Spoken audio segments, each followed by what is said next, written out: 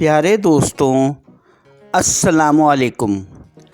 میرا نام طارق نصیر ہے اور اس وقت آپ ملاحظہ فرما رہے ہیں میری نئی تحریر کردہ کتاب سیارہ مریخ اور خلائی تحقیقات، اور اس وقت آپ کی خدمت میں میری اس نئی تحریر کردہ سائنسی کتاب کی 5ویں اور آخری قسط پیش کی جا رہی ہے، جو کہ صفحہ نمبر 41 سے لے کر صفحہ نمبر 50 تک کے صفحات پر مشتمل ہے۔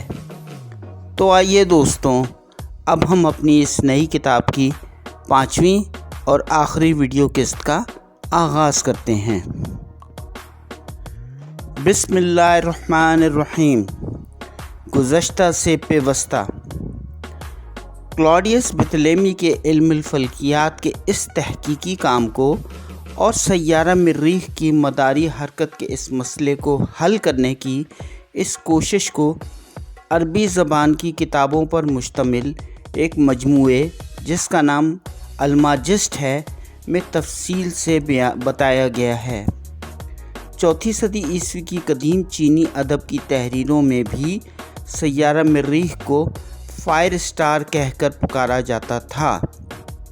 ڈنمارک کے مشہور زمانہ ماہر فلکیات ٹائکو براہے، جنہوں نے سیارہ مریخ کے پیرالیکس یعنی سیارے کے دکھائی دینے کی سمت اور اس کی موجودہ پوزیشن کی پیمائش کی تھی، ٹائکو براہے کے پیرالیکس کے اس فارمولے کو مشہور زمانہ جرمن ماہر فلکیات، ماہر علم ریاضی دان، ماہر علم نجوم اور قدرتی قوانین کے مشہور فلسفی جوہانس کیپلر نے سیارہ مریخ سے سیارہ زمین کے نسبتی فاصلے کا ابتدائی حساب کتاب کرنے کے لیے استعمال کیا تھا۔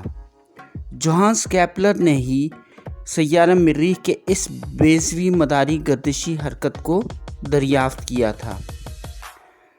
سن 1672 میں مشہور اطالوی اور فرانسیسی ماہر ریاضی دان، ماہر فلکیات اور انجینئر جیوانی ڈومینیکو کیسینی نے سیارہ مریخ کی بیضوی گردشی مداری حرکت کے دوران اس کے مومنٹم سے متعلق تحقیق کرنے کے بعد دریافت کیا تھا کہ سیارہ مریخ اپنے مومنٹم کے باعث دوران گردشی مداری حرکت میں اپنی گردشی رفتار میں کمی اور بیشی کرتا رہتا ہے۔ 13 اکتوبر سن 1590 کو مشہور جرمن ماہر علم فلکیات اور علم ریاضی دان مائیکل میسٹرلن نے جرمنی کے شہر ہائیڈلبرگ میں سیارہ مریخ اور سیارہ زہرہ کا اپنے ٹیلی اسکوپس کے ساتھ ایک ساتھ مشاہدہ کیا تھا۔ مشہور زمانہ ڈچ ماہر علم ریاضی، ماہر علم طبیعیات، انجینئر اور ماہر علم فلکیات کرسٹیان ہگنز نے سیارہ مریخ کا پہلا نقشہ تخلیق کیا تھا۔ سیارہ مریخ پر موجود نہروں کے نشانات۔ 19ویں صدی کے اختتام تک ٹیلی اسکوپ کے معیارات کو کافی حد تک بہتر بنا لیا گیا تھا۔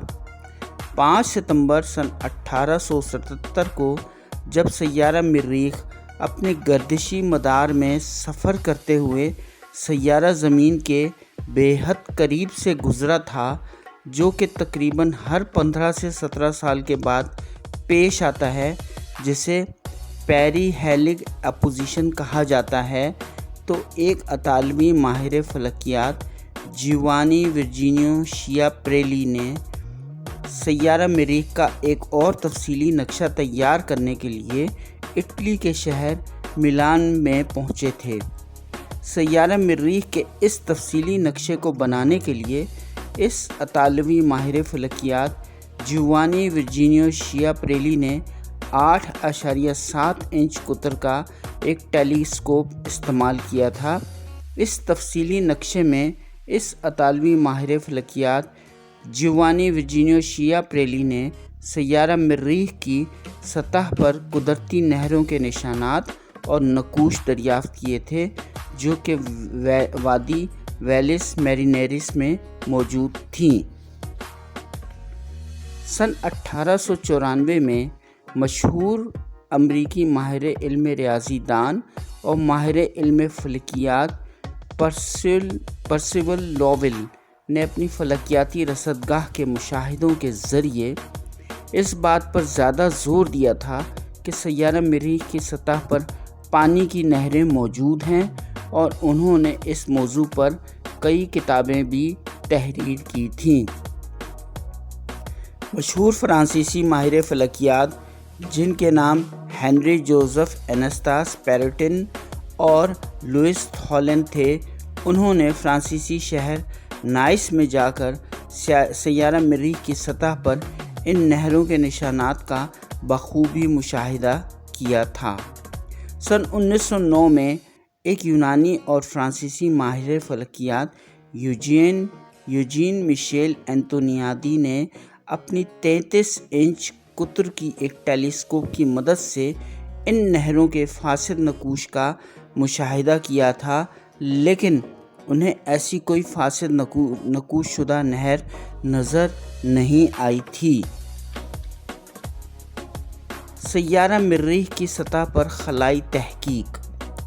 سیارہ مریخ کی سطح، آب و ہوا اور اس کی ارضیات کا مطالعہ کرنے کے لیے روس، امریکہ، یورپ، بھارت، متحدہ عرب امارات اور چین کی طرف سے متعدد آربٹرز، لینڈرز اور روورز سیارہ مریخ کے مدار اور اس کی سطح پر بھیجے گئے ہیں۔ 28 نومبر سن 1964 کو امریکی خلائی تحقیق کے ادارے ناسا نے اپنا پہلا خلائی جہاز یا آربٹر، جس کا نام میرینر 4 تھا، کو سیارہ مریخ کے مدار کی طرف روانہ کیا تھا، جو 15 جولائی سن 1965 کو سیارہ مریخ کے قریب ترین مقام پر پہنچا تھا، اور یہاں پہنچ کر اس نے سیارہ مریخ کی تابکاری بیلٹ کا پتہ لگایا تھا۔ یہ میرینر 4 آربٹر ہی تھا جس نے سیارہ مریخ کی سطح پر زندگی کی موجودگی کے تمام سابقہ دعووں کو غلط ثابت کیا تھا، اور اس تحقیق کے بعد سیارہ مریخ کو سائنسدانوں نے ایک مردہ سیارے کے طور پر تسلیم کر لیا تھا۔ اس کے بعد ناسا کے میرینر 9 اور وائکنگ اول خلائی جہازوں کی مدد سے سیارہ مریخ کی بہتر طریقے سے نقشہ سازی کی گئی تھی۔ سن 1996 میں مارس گلوبل سرویئر مشن کا آغاز کیا گیا تھا، جو کہ سن 2006 تک کام کرتا رہا تھا۔ اس مشن نے سیارہ مریخ کی ٹوپوگرافی، مقناطیسی میدان اور سطحی معدنیات کے تفصیلی نقشے تیار کیے تھے۔ مارس ریکنائسنس آربیٹر اور مارس ایکسپریس نے اپنے نئے سائنسی آلات اور معاون مشن لینڈرز کے ذریعے سیارہ مریخ کی سطحی معدنیات کی تلاش جاری رکھی تھی۔ مارس ٹریک نے سیارہ مریخ کی سابقہ 50 سالہ بنیادی معلومات کی مدد سے ان دونوں مشنز کو رہنمائی فراہم کی تھی۔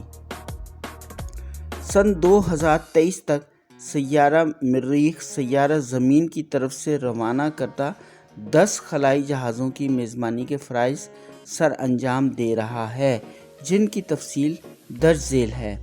ان میں سے 7 سیارہ مریخ کے مدار میں زیر گردش ہیں اور 2 سطح مریخ پر موجود ہیں۔ Number 1، 2001 Mars Odyssey. Number 2، Mars express.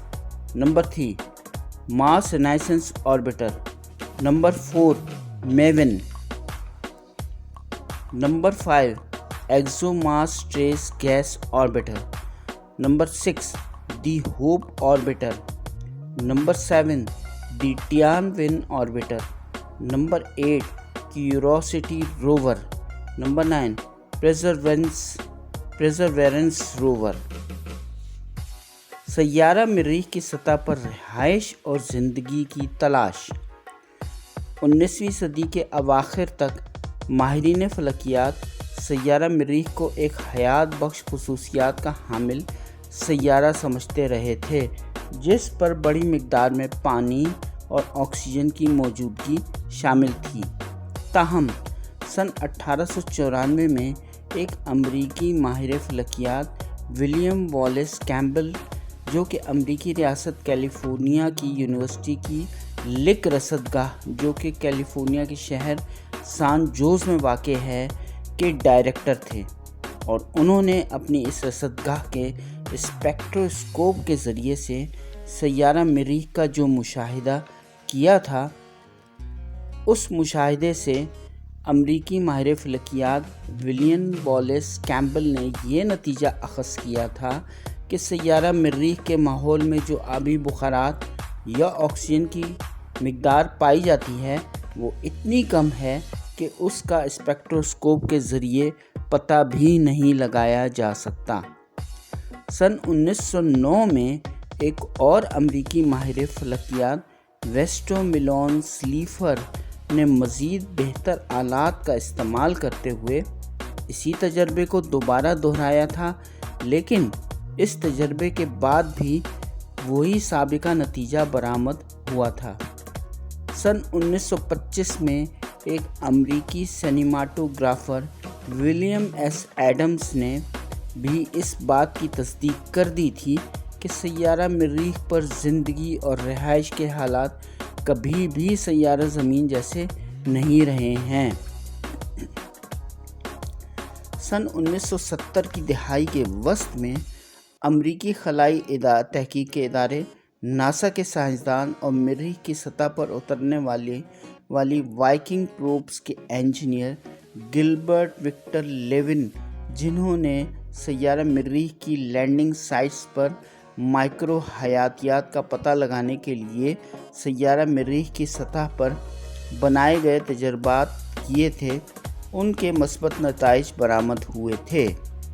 سن 2014 میں سیارہ مریخ کی سطح پر گرنے والے ایک شہاب ثاقب جس کا نام EETA 79001 ہے، اس میں کلوریٹ، نائٹریٹ آئن اور پر کلوریٹ کے اجزاء بہت بڑی مقدار میں پائے گئے تھے۔ الٹرا وائلٹ شعاعیں اور ایکس رے تابکاری کے اثرات ان نامیاتی اجزاء کو آکسی کلورین میں تبدیل کر دیتے ہیں، جس کا مطلب یہ ہے کہ سیارہ مریخ کی سطح پر موجود تمام نامیاتی اجزاء کے مالیکیولز کو زندہ رہنے کے لیے سیارہ مریخ کی سطح کے نیچے دفن ہونا پڑے گا۔